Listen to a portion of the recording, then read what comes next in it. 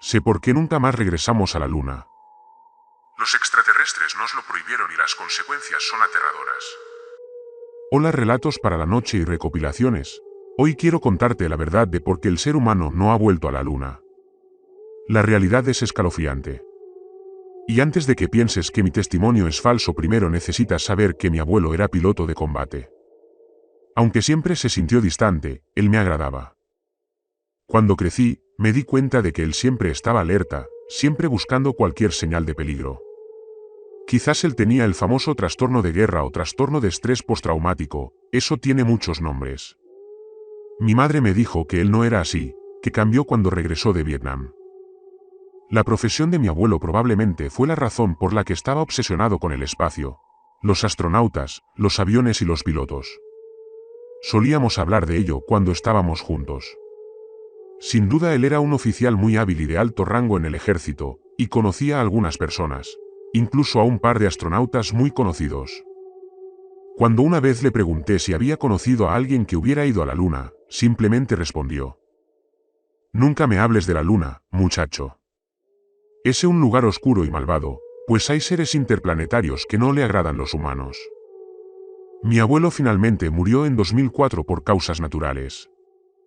Hace unos 2 meses decidimos renovar la antigua casa de mis abuelos. Mientras limpiaba el ático, encontré una vieja caja metálica. En la caja había varias cosas que supuse pertenecían a mi abuelo. Había una medalla militar, un montón de papeles y una vieja fotografía de mi abuelo y otros 2 hombres que no reconocí. Mi abuelo parecía tener unos 40 años, así que supongo que la fotografía fue tomada en los años 70. Todos llevaban trajes espaciales y la escena era un telón de fondo típico utilizado por la NASA, pero faltaba el logo. Solo tenía un fondo monocromático en blanco. El parche de la misión se tituló Rompedor del Amanecer. Honestamente yo no entendí nada. ¿Mi abuelo era astronauta? ¿Por qué nunca le contó a nadie sobre esto? ¿Rompedor del Amanecer? Nunca oí hablar de tal misión. Debe haber estado muy bien tapado. ¿Pero por qué? Encontré las respuestas en los papeles al fondo de la caja. Reescribiré el contenido literal a continuación, pero les advierto que muchas personas pueden encontrarlo muy perturbador. Sin duda, después de este testimonio sabrás que existe vida más allá del planeta Tierra, y ellos nos odian. Esto era lo que decía la carta. A mi querida familia. Si alguna vez encuentran esto, debo confesarles algo. En 1972 yo no estaba en Vietnam. Se suponía que no debía decírselo a nadie, pero si encontraste esto, probablemente ya no importe. En 1965, un puñado de otros pilotos y yo fuimos seleccionados para un equipo privado de astronautas, que participaría en misiones encubiertas en el espacio para nuestro gobierno. No obtendríamos la gloria y la fama de los astronautas regulares, pero nuestro país nos necesitaba, y por eso estábamos allí. A principios de 1972, nos dijeron que, durante un periodo de tiempo no especificado, nuestro país tuvo un satélite secreto orbitando la Luna. Nunca nos dijeron qué hizo, ni por qué estaba allí, solo que unas semanas antes se había estrellado en la superficie del lado oscuro de la Luna por razones desconocidas, y que los datos que llevaba eran cruciales. El gobierno necesitaba recuperarlo, y por eso nos envió a mí y a otros 2 astronautas a recuperar el módulo de memoria del satélite. Básicamente, nos transfirieron el equipamiento de la misión Apolo 18 prevista. Por lo que nos habían dicho, el equipo Apolo estaba furioso. Después de todo, tenían una razón para estarlo. Parecía que quienquiera que fuera nuestro era mucho más poderosa que la NASA. Obviamente, toda la misión fue de alto secreto. Me enviaron oficialmente a Vietnam, mientras que en realidad recibimos un entrenamiento exhaustivo para la misión. Después de un par de meses, nos encontramos parados en la plataforma de lanzamiento frente a este gigantesco cohete que nos llevaría a la Luna. Yo era el comandante de la misión, mientras que el teniente Carver era el piloto del módulo de excursión lunar, o por sus siglas, LEM, y el teniente Ackerman era el piloto del módulo de comando y servicio, por sus siglas CSM. El vuelo a la Luna duró aproximadamente 3 días. Después de llegar, hicimos un par de órbitas a su alrededor. Cada vez que volábamos detrás del horizonte creado por la propia Luna, Sentía un poco de impotencia cuando nuestra comunicación con el mundo entero se apagaba, ya que la señal quedaba oscurecida por la masa esférica de roca y polvo debajo de nosotros. El lado oscuro de la luna no se parecía en nada al lado luminoso, que vemos casi a diario. En lugar de suaves campos grises y tranquilos mares lunares, estaba completamente cubierto de oscuros y profundos cráteres y agujeros, como si el universo mismo lo estuviera devorando lentamente. Finalmente se decidió iniciar el descenso a la superficie. Carver y yo intercambiamos deseos de buena suerte con Ackerman y en el módulo lunar llamado Charon nos separamos del CSM llamado Trinity. Después de que anunciamos Caronte ha aterrizado, nuestra respuesta no fueron vítores y aplausos, sino simplemente este es Trinity, felicidades Caronte. Transmitiré la noticia al otro lado. Estén seguros, amigos. Así de simple quedamos aislados del resto del mundo. Ackerman era nuestro único vínculo. Mientras estaba sobre el lado luminoso, podía comunicarse con el comando terrestre, y mientras estaba sobre el lado oscuro podía comunicarse con nosotros. Nunca ambas cosas a la vez.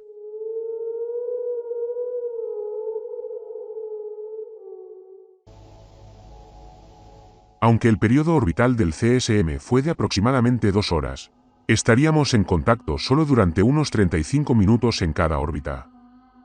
Aterrizamos en un avión dentro de un enorme cráter.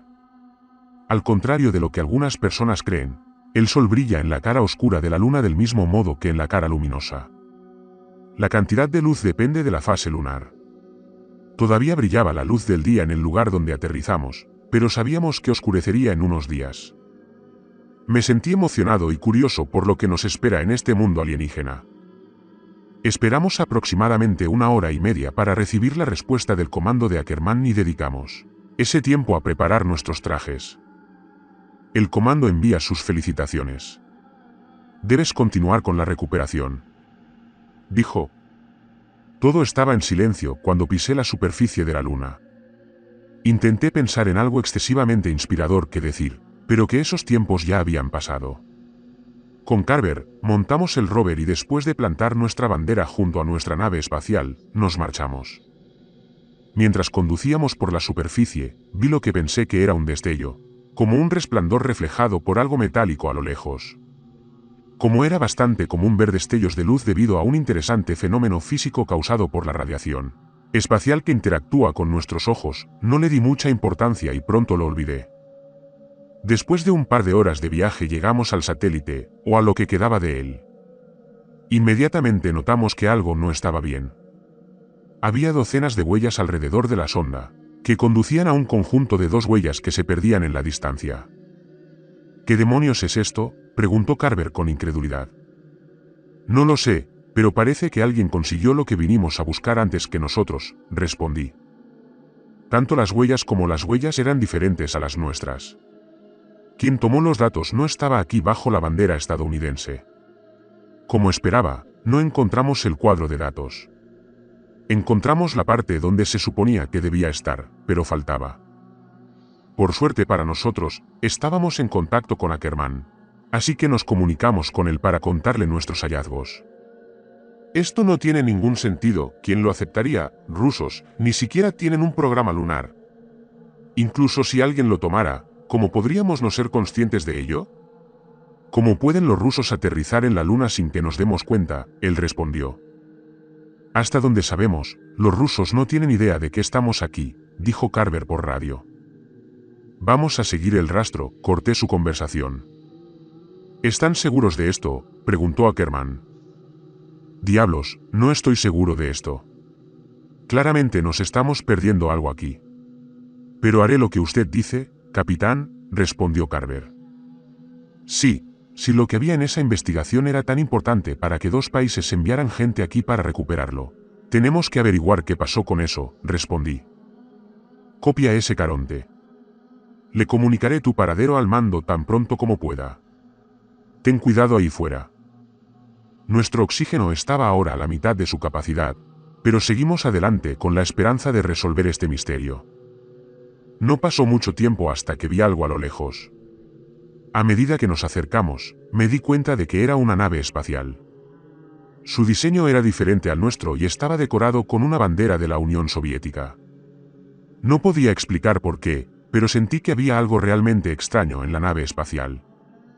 Si realmente hubiera rusos con nosotros en la Luna, habrían captado nuestras comunicaciones hace mucho tiempo, por lo que no tenía sentido esconderse. Para el módulo de aterrizaje soviético no identificado, esta es la tripulación del Damreaker. Por favor, responda. Sabemos que estás aquí, te tenemos a la vista. Nada. Intentamos contactar con ellos varias veces nuevamente, tanto en ruso como en inglés, pero siempre recibimos solo silencio como respuesta. Nos acercamos y me di cuenta de por qué antes la nave espacial me parecía extraña. Parecía que llevaba allí un tiempo. No veíamos mucho del interior a través de las pequeñas ventanas, que habían sido cubiertas con algo desde el interior. Se nos está acabando el aire y no me gusta este baile. Realmente deberíamos regresar ahora, dijo Carver con clara inquietud en su voz. Lo sé, pero tenemos que descubrir qué está pasando aquí. Pasó algún tiempo hasta que descubrimos una manera de abrir la esclusa de aire. No había nadie en casa. El interior era un desastre. El interior estaba salpicado de un líquido de color rojo parduzco, presumiblemente contenido de uno de los muchos paquetes de comida abiertos que yacían en el suelo. ¿O sí lo era? No. Rápidamente saqué ese pensamiento de mi cabeza. Era una embarcación biplaza. Había una pequeña cantidad de suministros y muestras sobrantes, pero no había señales de la caja negra del satélite. Había un traje espacial colgado en la pared cerca de la esclusa de aire. 2 ocupantes y un traje espacial al que claramente le falta una etiqueta con su nombre. Ambos nos dimos cuenta rápidamente de que el otro todavía debía estar en algún lugar, junto con su ocupante. En este punto, teníamos muy poco oxígeno, por lo que nos apresuramos a regresar a nuestra nave espacial.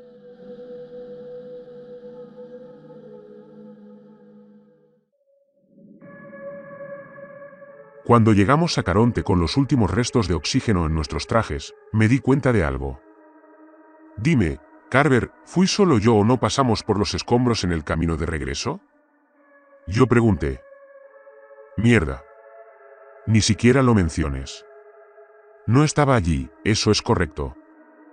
Más tarde compartimos nuestro intrigante descubrimiento con Ackerman, y él se sorprendió tanto como el mando cuando les informó a ellos a su vez.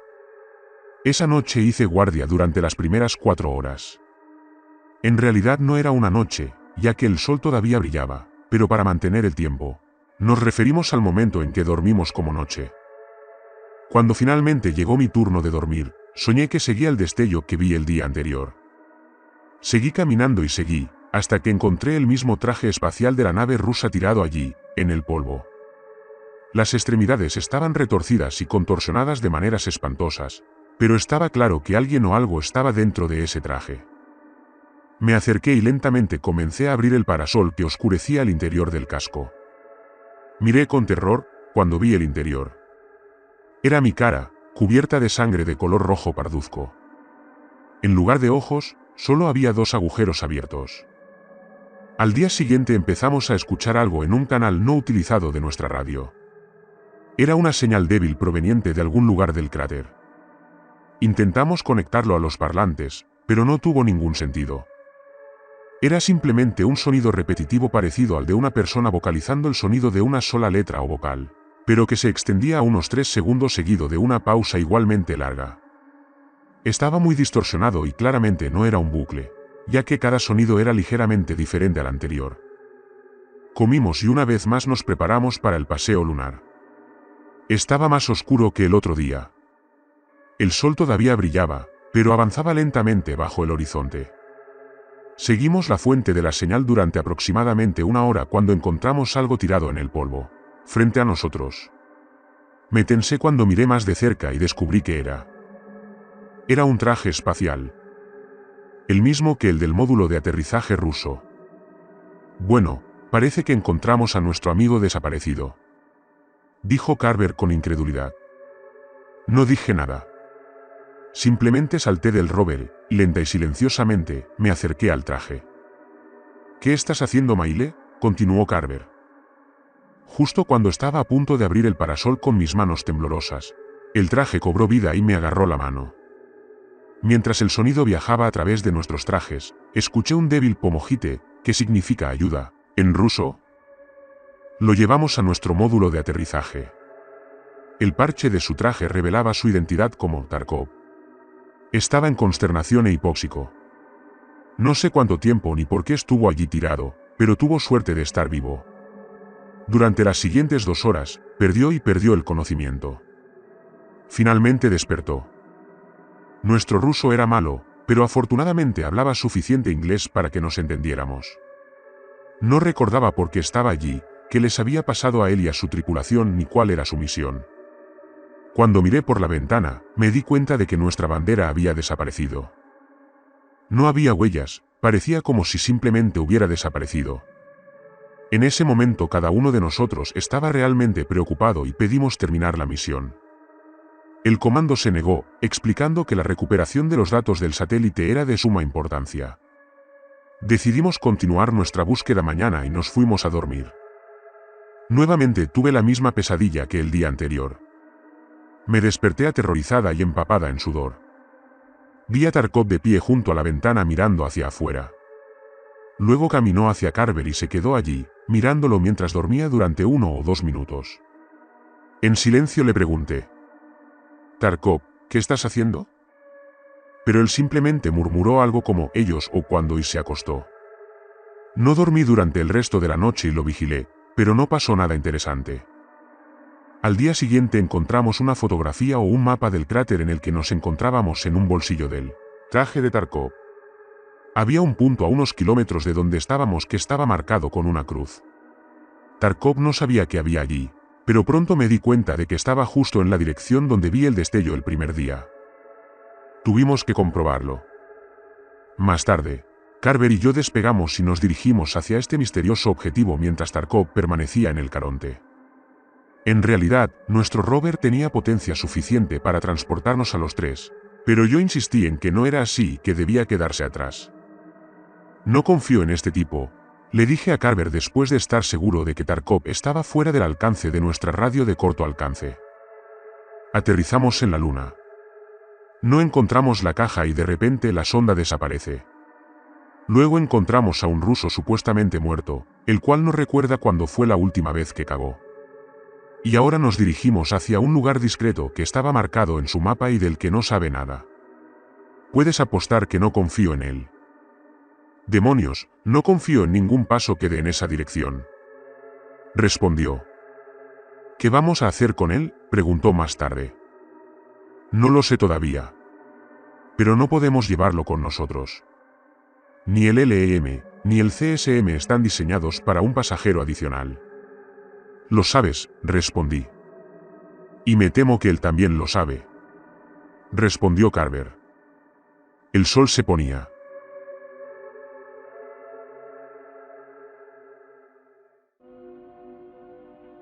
Después de conducir un rato llegamos a algo que todavía me desconcierta. Allí mismo, frente a nosotros, había algo que solo puedo describir como una pirámide de 3 lados.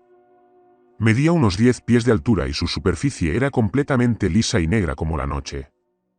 «¿Qué diablos es esto?», preguntó Carver con un temblor en la voz. Lo rodeamos y tomamos fotografías. «¿Qué carajo?», de repente escuché a través de mi radio. Me di vuelta y vi a Carver congelado en su lugar, mirando algo. Allí, en la tenue luz que quedaba, había un traje espacial a unos 20 pies de distancia de nosotros. Reconocí el parche con el nombre que faltaba, y me di cuenta de que era el traje de la nave espacial rusa. Estaba de pie, erguido. El parasol estaba abierto para revelar una vista que me aterroriza hasta el día de hoy. Estaba vacío. El traje estaba vacío. Pero estaba de pie. Regresé a mis sentidos después de escuchar un crujido proveniente de mi radio. «Humano, tú no perteneces aquí», habló en voz baja, profunda y distorsionada. Entonces, de la nada, un intenso destello de luz me cegó. Cuando me recuperé, la cosa ya no estaba. «¿Estás bien?», yo pregunté.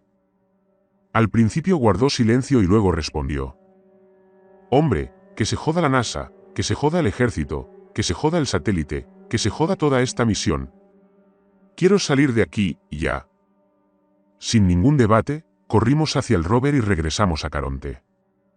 Cuando regresamos, el sol ya se había puesto detrás del horizonte y estaba casi completamente oscuro. La esclusa de aire estaba abierta y Tarkov estaba de pie delante del módulo con su traje. Maldita sea. Con las prisas, nos olvidamos por completo de él. Me acerqué a él y comencé. Escucha, Tarkov, hay algo que tú necesitas decirme. Me detuve cuando noté que sostenía algo detrás de su espalda, pero ya era demasiado tarde. Se giró y me golpeó con una vara afilada. Me golpeé la cabeza con el interior del casco y, aturdido, caí al suelo. Cuando el zumbido en mis oídos cesó, lo vi a él y a Carver peleando en el polvo. Me levanté y me lancé hacia Tarkov, impulsándonos a ambos a unos 4 metros de distancia. Antes de que pudiera volver a levantarme, él ya estaba encima de mí. Luchamos y justo cuando él agarraba la palanca que se usaba para soltar mi casco, le golpeé la cabeza con una piedra afilada. Su visera se agrietó y, mientras el aire escapaba lentamente de su traje, me levanté y agarré la varilla. Ya estaba manchado de sangre. Se abalanzó sobre mí, pero lo apuñalé en el pecho.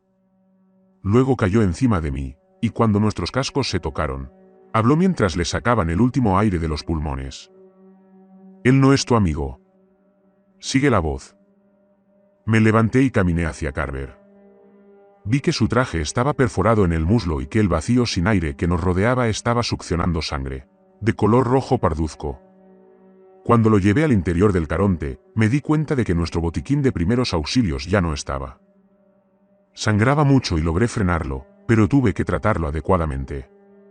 Tenía miedo de que, si despegábamos, se desangraría aún más rápido en gravedad cero.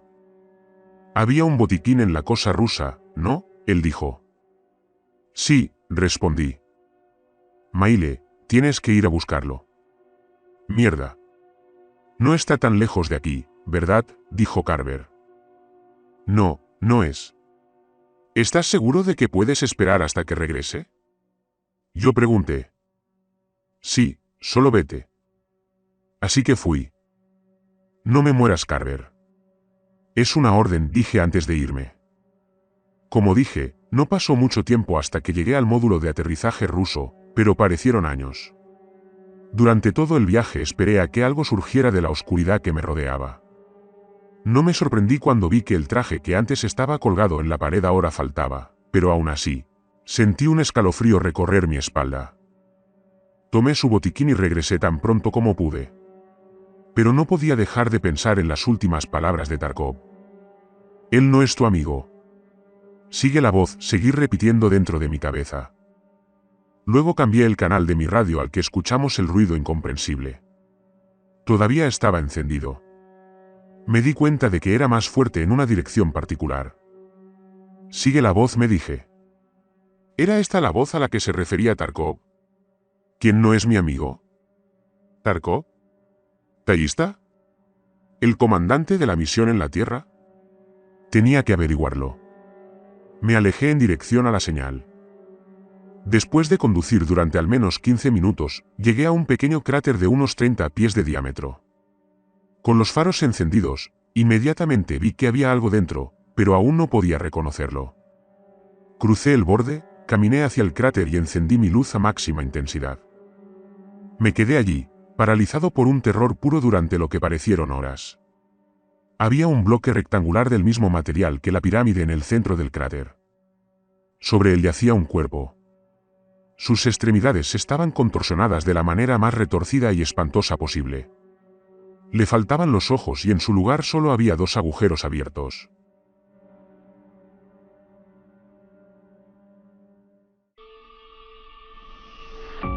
Era Carver. Había una pequeña caja metida dentro de su boca. Era la caja negra del satélite. Tomé la caja y salí corriendo de allí lo más rápido que pude. Carver estaba muerto. Si Carver estaba muerto, ¿quién era el Carver que dejé en Caronte?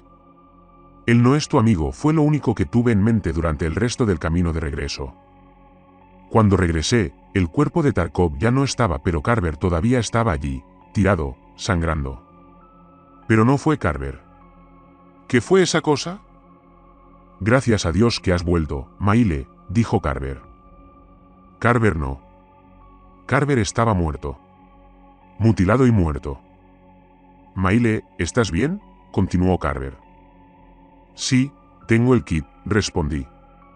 Él no podía saber que yo lo sé. No podía saberlo. Traté su herida y finalmente el sangrado se detuvo. Lo até, lo amarré, y luego me até a mí.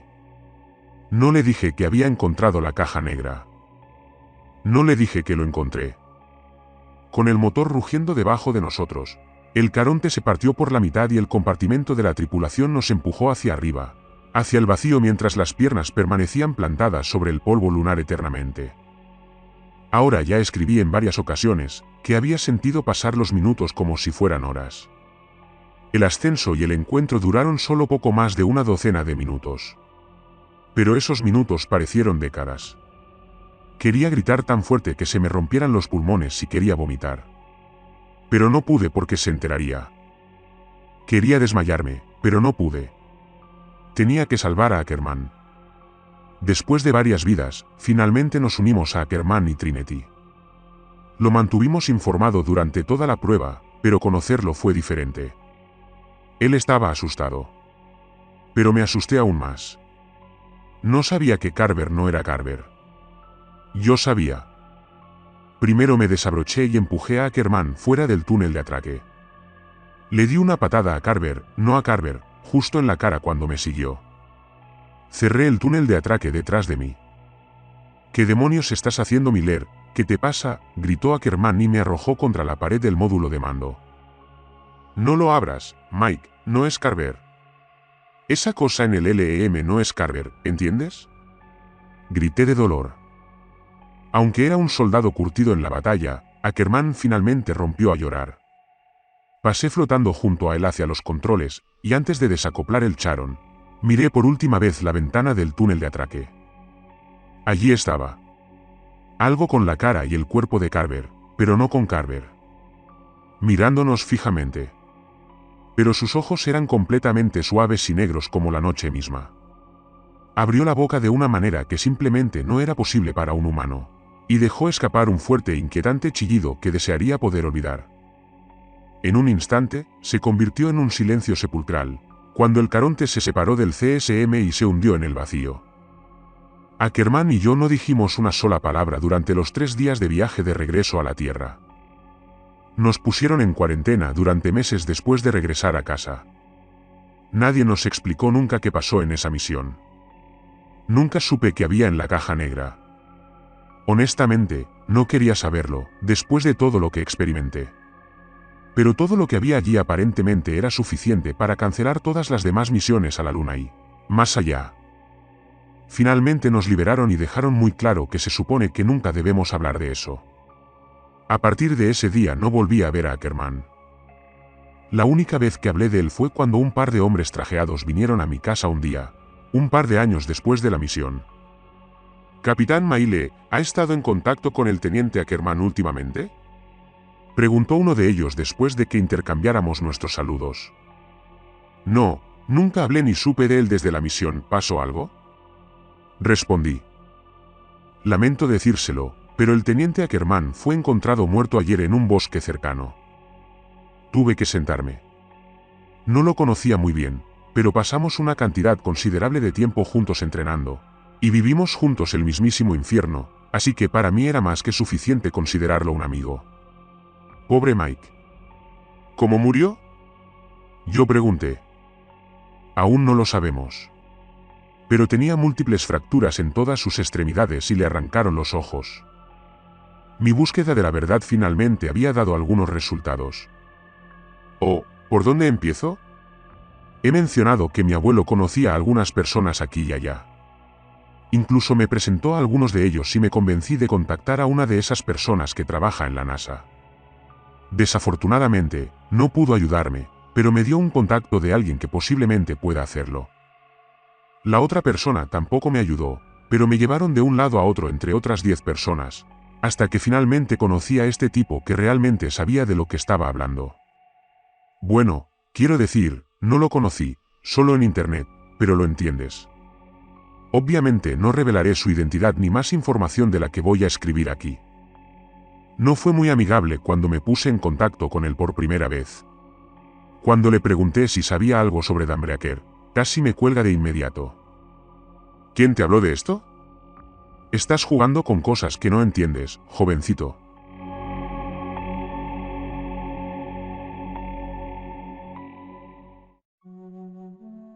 Jacobo Maile era mi abuelo, le expliqué. Se quedó en silencio durante unos segundos. Ya veo, supongo que no podríamos ocultar esto para siempre. Puedo ayudarle. No porque me lo hayas pedido, sino porque ya es hora. Pero te advierto que hay cosas que no quieres saber. Me envió por correo una unidad flash y de una manera muy complicada me explicó qué hacer con ella.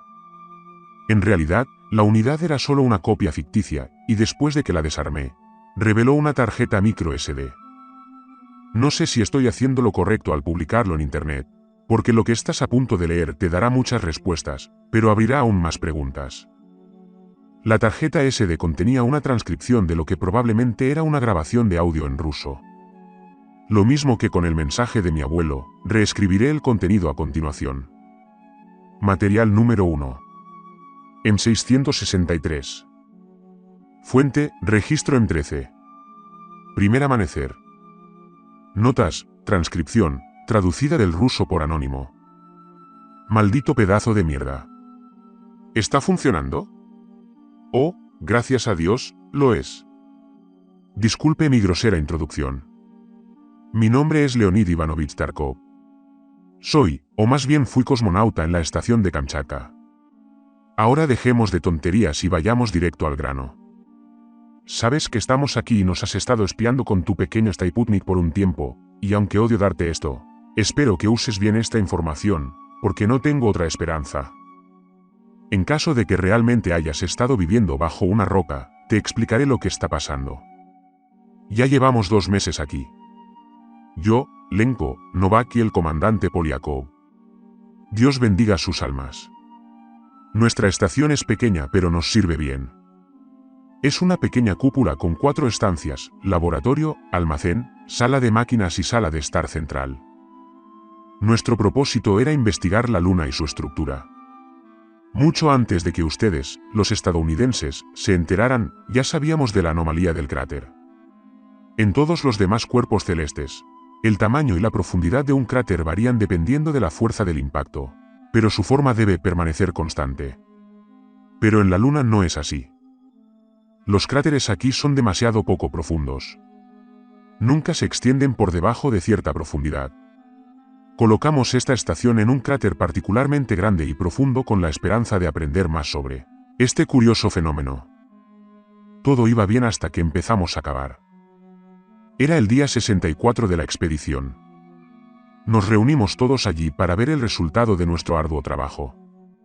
El taladro fue una verdadera maravilla de la ingeniería, diseñado específicamente para esta misión. El plan era perforar un agujero lo más profundo que pudiéramos.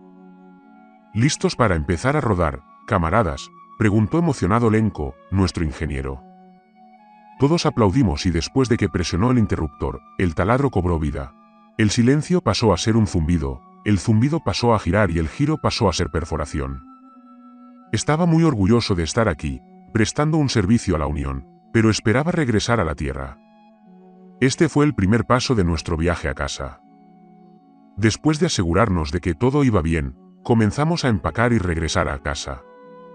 Naturalmente, Lenko fue el último, ya que se comportó como si el taladro fuera su pequeño hijo al que debía cuidar. ¿Qué creen ustedes que hay ahí abajo?, preguntó mientras corría para alcanzarnos. Nuestro equipo no pudo recoger nada por debajo de unos 5 metros bajo la superficie, por lo que debe haber una capa de algún mineral muy denso, o tal vez algún elemento desconocido, ¿quién sabe?, explicó Novak, nuestro geólogo. Creo que vamos a encontrar queso, dije y todos nos reímos, incluso el comandante Polyakov se rió entre dientes. Me equivoqué. Todos estábamos tan equivocados. El taladro se atascó al día siguiente. Lenko y Novak fueron allí para dar más detalles, mientras yo me quedé en la base con el comandante. No hablaba mucho y cuando lo hacía era más que nada para criticar a alguien. Era el tipo de persona que no estaba satisfecha sin importar lo que hicieras, pero en el fondo se preocupaba por nosotros y lo respetábamos por eso. Lenko y Novak regresaron más tarde con un puñado de rocas negras afiladas y noticias bastante sorprendentes. Como predijimos, a unos 4 metros bajo la superficie, hay una capa de este material negro inmensamente duro. De hecho, es tan duro que rompió el cabezal de perforación, explicó Novak. Entonces, ¿tienes alguna idea de qué es?, preguntó el comandante. Aún no. Podría tratarse de algún mineral cristalino metaestable formado a alta presión. Pero no sabremos qué es hasta que le eche un vistazo. Los siguientes días fueron muy interesantes. Lenko y yo pasamos casi todo el tiempo reemplazando los cabezales de perforación. Novak estaba completamente consumido estudiando ese extraño material. El hecho de que no haya progresado mucho solo avivó su asombro. Estaba haciendo algunas tareas de mantenimiento en el taladro con Lenko, cuando el taladro de repente cayó en picado por el agujero, casi llevándonos con él. ¿Viste eso?, preguntó Lenko con confusión. Por supuesto que te hice idiota, casi me arrastra hacia ese agujero, en caso de que no te hayas dado cuenta. Yo respondí. Entonces me di cuenta de que probablemente no hablaba en serio y pensé que iba a decir algo, pero no lo hizo.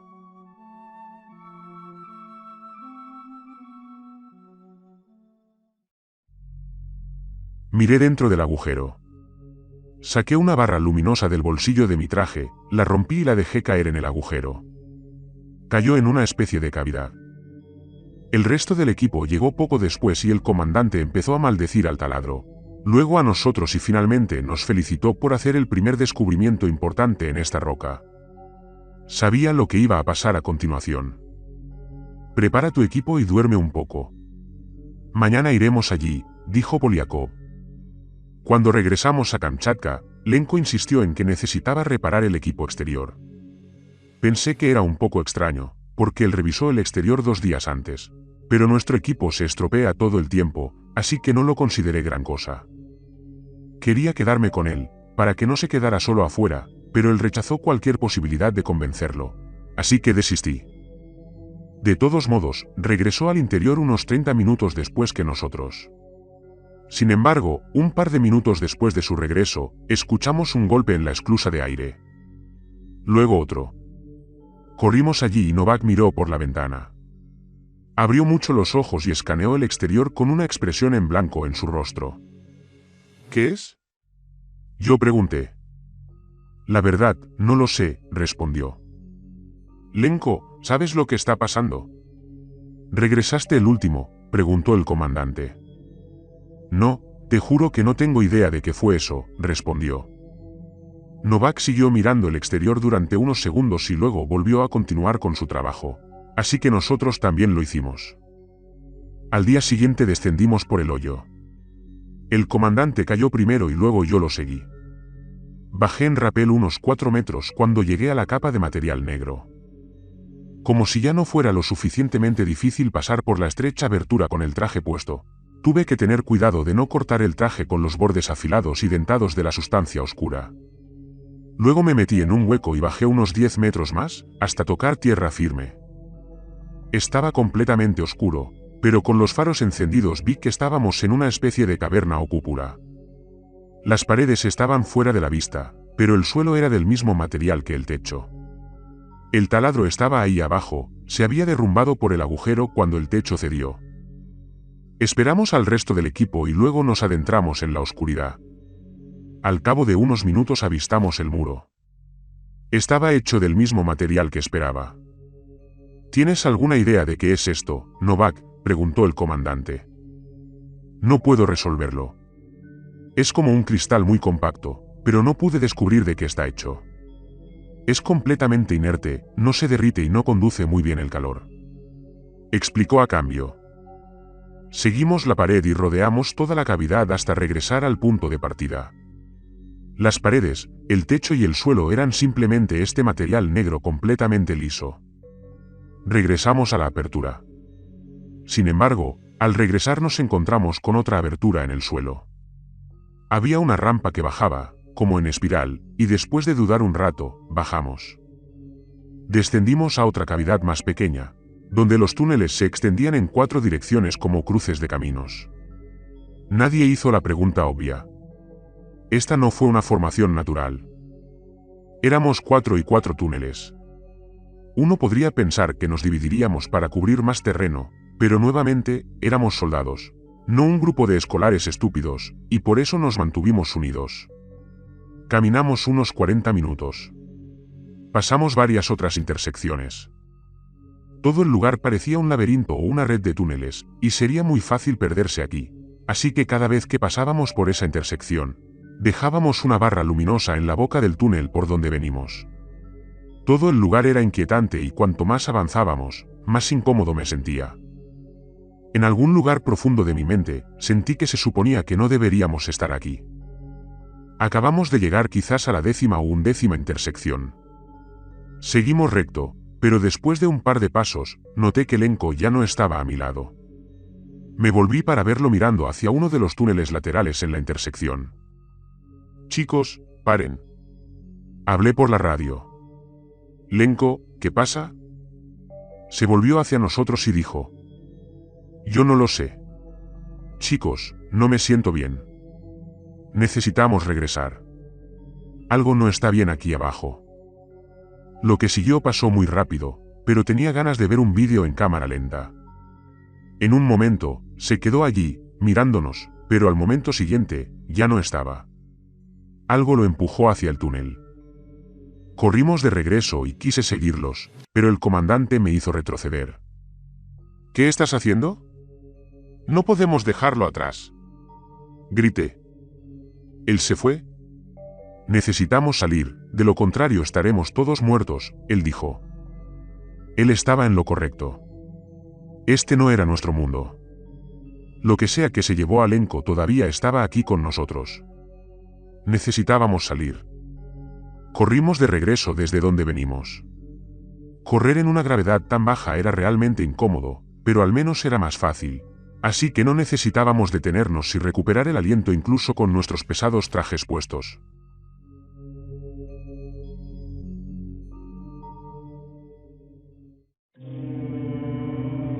Sin embargo, cuando llegamos al siguiente cruce, nos detuvimos de todos modos. La barra luminosa no estaba allí.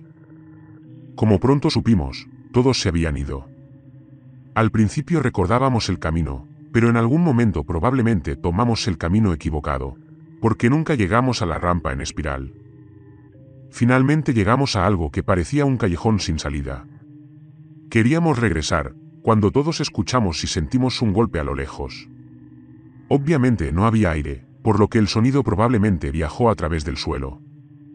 Escuchamos el sonido de golpes violentos. Novak fue el primero en entrar en pánico. Hubo otro par de golpes. «Joder, joder, joder, ¿y ahora qué? ¿Qué vamos a hacer, comandante? Por favor, tenemos que hacer algo, quiero ir a casa», gritó por la radio. Surgieron más golpes violentos. Los golpes se hicieron cada vez más fuertes. O quizás cada vez más cerca. Más golpes estridentes se sumaron al ambiente.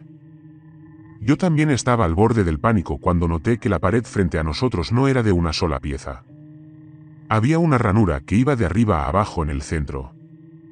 «¿Ayúdame con esto?», yo dije. Los aterradores golpes no dejaron de insistir. Con una combinación de varias herramientas, logramos abrirla para revelar que la pared era en realidad una puerta. El sonido estaba ahora tan cerca que pensé que si miraba hacia atrás, habría visto la fuente. Pero yo no quería. Pasamos por la puerta y dejamos que se cerrara detrás de nosotros. Hubo un golpe siniestro final. «Joder, eso estuvo cerca». «¿Estás bien?», preguntó el comandante.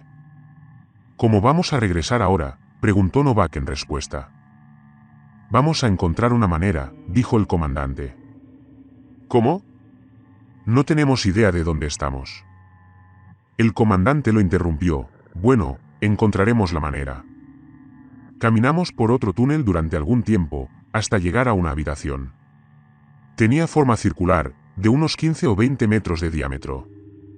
Estaba lleno de filas concéntricas de cajas negras o tal vez de mesas. En el centro había una pirámide negra de 3 lados. De nuevo, 4 túneles continuaban hacia lo desconocido a cada lado, como en las intersecciones. ¿Cuál era ese lugar? Decidimos no perder el tiempo y nos adentramos en uno de los túneles. Probablemente caminamos durante horas, pero nuestro oxígeno casi se había acabado y poco después de que salimos de la habitación circular, comencé a sentirlo. Mi mente se nubló y mis piernas se sentían como gelatina. Recuerdo que finalmente llegamos a una habitación. Tenía forma circular, con filas concéntricas de mesas negras y una pirámide de 3 lados en el centro. No me quedaba energía para darme cuenta de que de alguna manera regresamos a la misma habitación de la que venimos. Me desplomé en el suelo, respirando con dificultad, luchando por recuperar el oxígeno que quedaba en el aire. En una última medida desesperada, me quité el casco. Respiré profundamente y el aire frío llenó mis pulmones antes de colapsar. Vi algo mientras estaba inconsciente. No lo recuerdo con claridad, como cuando te despiertas y recuerdas tu sueño, pero lo olvidas en un par de minutos. Recuerdo que vi una especie de ser. No recuerdo cómo se veía, pero sabía que estaba durmiendo. Entonces despertó. Tarkov, dijo una voz en el borde de mi conciencia. Despierta. Dijo finalmente. Me desperté y vi a Novak. Despierta, Tarkov, repitió y me sacudió. Vi que él también se había quitado el casco. De alguna manera había aire y podíamos respirarlo. Pero después de todo lo sucedido, fue uno de los hechos menos sorprendentes. ¿Qué pasó? Yo pregunté. Gracias a Dios que estás bien. No lo sé, pero a Poliakov le pasa algo, respondió. Me levanté y lo vi parado frente a la pirámide. Comandante Poliakov. Grité. Él no respondió. Empezamos a caminar hacia el con Novak. Me desmayé cuando regresamos aquí. Cuando desperté, él ya estaba parado allí, no respondía y no se movía ni un centímetro. Luego te encontré y te desperté, explicó Novak. Poliakov movió el brazo y tocó la pirámide. No sé por qué no lo noté antes, pero de todos modos, su casco todavía estaba puesto. No hay forma de que le quede oxígeno. De repente, la superficie de la pirámide se volvió negra. Quiero decir, antes era negro incluso, pero ahora era tan negro que ya ni siquiera podía ver la superficie, solo el contorno. Era como si alguien simplemente hubiera arrancado una parte del espacio mismo. Una especie de mano negra apareció frente a la pirámide. No puedo comprender de dónde vino, pero parecía extenderse desde la propia pirámide. Agarró a Poliakov del brazo, y en un abrir y cerrar de ojos, lo arrastró hacia la oscuridad. Giramos y corrimos hacia el túnel a nuestra derecha. Unas cuantas decenas de metros dentro del túnel, tropecé y caí de bruces al suelo, rompiendo mi lámpara en el proceso. La última luz del túnel desapareció con Novak mientras se alejaba corriendo, y luego me sumergí en la oscuridad.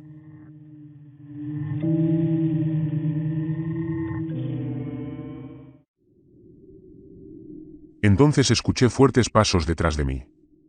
Quería levantarme y correr, pero no pude. No pude soportarlo más. Me quedé allí tumbado y esperé mi fin mientras los pasos se acercaban. La cosa se acercó a mí y sentí una mano tocar mi pierna. Tocó mi traje varias veces más y avanzó hacia mi cabeza. Luego, para mi horror, me tocó la cara. Hacía frío. Me imaginé la misma mano que acababa de empujar a Poliakov hacia la pirámide. Me lo imaginé arrastrándome hacia atrás y empujándome hacia el interior de la pirámide para hacerme cosas terribles. Este fue mi final. Pero eso no sucedió. ¿Quién es?, preguntó una voz temblorosa. Me sobresalté y no sabía qué hacer. Era la voz de Lenko. Es Tarkov, dije después de un rato. Gracias a Dios te encontré. Pensé que moriría aquí, solo, dijo. Me levanté y caminamos juntos por el túnel en plena oscuridad. Deambulamos por los túneles durante horas. ¿Quizás días? ¿Semanas? Al principio no fue tan malo porque no estaba sola. Ocupamos el tiempo hablando de varias cosas. Hablamos de nuestras familias, de nuestros trabajos y de cómo nos convertimos en astronautas. En un momento, le pregunté qué pasó después de que lo alejaron de nosotros. Él no respondió y permaneció en silencio desde entonces. No pasó mucho tiempo hasta que el silencio me obligó a empezar a cuestionar cada paso que daba. ¿Cómo sobrevivió Lenko? ¿Qué pasó con Poliaco? Pero había un pensamiento que era mucho más fuerte que los demás. ¿Era realmente Lenko a mi lado? ¿Fue él o ese monstruo de la mano negra? No lo sabría porque no podía ver. ¿Por qué no tenía luz? ¿Cómo me encontró? Mi agradecimiento por no estar solo se transformó en terror. Cada segundo, mi desesperación por ver alguna luz era más fuerte. No pude soportarlo más. De repente tropecé y caí. ¿Estás bien, Tarkov?, preguntó Lenko. Me tropecé con algo, le expliqué. Me giré y con mis manos procedí a palpar el objeto que provocó mi caída. Era muy irregular, pero a veces simétrico. En algunos lugares era suave y flexible, mientras que en otros era frío y liso. Entonces me di cuenta de lo que era. Un traje espacial. Finalmente encontré la lámpara y, después de luchar un poco, la saqué del traje. Al principio, para mi sorpresa, tenía miedo de encenderlo. Tenía miedo de ver lo que había en la oscuridad a nuestro alrededor. Tenía miedo de ver quién llevaba el traje espacial. Pero lo hice de todos modos. El brillo cegó mis ojos, y después de que se adaptaron a la luz vi el rostro de Novak en el traje y a Lenko de pie junto a nosotros. Nuestros ojos se encontraron y por un breve momento, sentí que sus ojos eran de alguna manera antinaturales. Algo no estaba bien en ellos. Estaba a punto de darme cuenta de lo que era, cuando el cuerpo a mi lado se retorció y respiró larga y profundamente. «Novak, ¿estás bien? ¿Cómo has llegado hasta aquí?», yo pregunté. Estaba muy desorientado. «Yo no lo recuerdo». «Es eso», dijo y miró a Lenko. Luego me miró y ambos nos levantamos. «Pensé que estaban muertos», dijo. «Nosotros también», respondí. Estaba encantado de ver finalmente un rostro humano. Pero esto no terminó. Todavía teníamos que encontrar una salida. Corrí lo más lejos que pude, hasta que me di cuenta de que no me estabas siguiendo. Quería regresar por ti, pero pensé que tú también te habías ido. Yo no puedo recordar lo que pasó. Siguiente. Me duele la cabeza solo de intentar pensar en ello, explicó Novak. Después de lograr verlo más de cerca, me di cuenta de que tenía un aspecto terrible, tal vez enfermo. Tenía los ojos rojos y estaba completamente pálido. A él también le pasaba algo. Al cabo de unas horas decidimos parar y tomar un descanso. Finalmente me quedé dormido. Esta vez no tuve ningún sueño. Solo oscuridad absoluta. Fue así de aterrador porque me recordó el tiempo que pasé en la oscuridad. Algo me despertó. Era Novak. Me hizo un gesto para que me quedara en silencio. Vi a Lenko durmiendo a unos metros de distancia. Tarkov, escucha, susurró. Tenemos que irnos ahora, tenemos que alejarnos de él. ¿De qué estás hablando? ¿Estás loco?, le susurré en respuesta. Tarkov, ¿recuerdas los golpes en la estación?, preguntó. Cuando miré por la ventana vi algo, pero en ese momento pensé que mi mente me estaba jugando una mala pasada. Así que me quedé en silencio, explicó. A lo lejos, vi una figura de pie, de espaldas a nosotros. Se alejaba, pero se detuvo cuando enfoqué mis ojos en él. Se giró y me miró. Fue Lenko, finalizó Novak su revelación. Me tomé un minuto para procesar todo esto. Luego asentí y me levanté en silencio. Procedimos a alejarnos con cuidado. Algo andaba mal con este lugar. Algo que no puedo explicar. La gente desapareció, apareció gente. Si lo que decía Novak era cierto, ¿la persona detrás de nosotros era Lenko? Si no, ¿qué fue?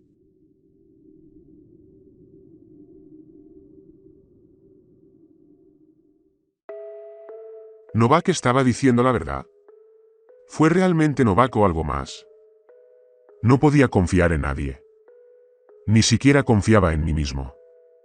Todo parecía tan irreal, pero tan real al mismo tiempo. Tenía tantas preguntas para las que no quería respuestas. Sentí que me iba a romper en este punto. Sentí como si las paredes del túnel se derrumbaran sobre mí, volviéndose más y más estrechas a cada segundo. Quería desesperadamente salir. Quería ir a casa. Pero estaba muy lejos de casa. Entonces escuché una voz detrás de mí. ¿Eres mi amigo, Tarkov?, preguntó Lenko. Me volví para verlo parado justo detrás de Novak, que estaba justo detrás de mí. No sabía qué hacer. Yo por supuesto que soy tu amigo, respondí. Bien, dijo. Lo miré a los ojos y me di cuenta de lo que les pasaba. Estaban completamente negros. ¿Qué vas a hacer?, grité. Somos el todo y odiamos a la raza humana, dijo con una voz inquietante y antinatural. Luego abrió la boca de una manera imposible y rodeó el cuello de Novak, hundiendo su cabeza en su garganta. Novak gritó de agonía, pero sus gritos fueron ahogados por la carne de la cosa. Me volví para correr mientras escuché rugidos y chillidos ensordecedores detrás de mí. Tenía demasiado miedo para mirar atrás. Pero sentí que se estaba acercando. Corrí por el túnel un rato, hasta llegar a una intersección. En el centro había una rampa en espiral. Mi corazón cayó. ¿Podría ser de aquí de donde venimos? Tenía que ser. Subí la rampa, pero cuanto más alto subía, más me costaba respirar. Me puse el casco y llegué a una habitación grande. En el techo había un pequeño rayo de sol que salía de un agujero. Salí.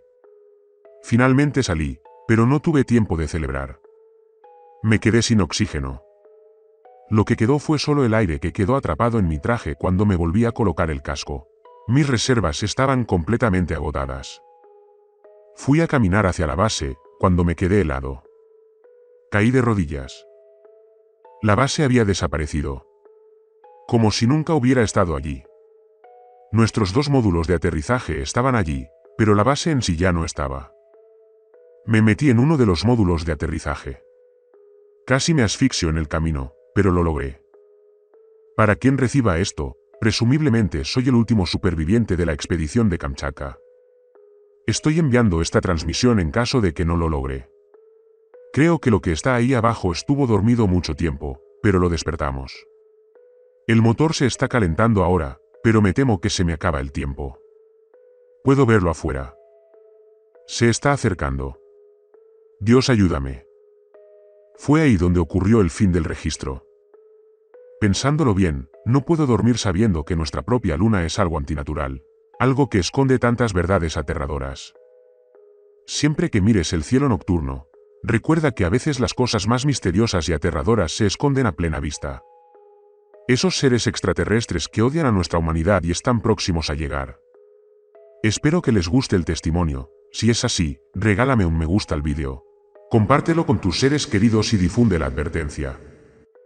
Sin más, hasta la próxima.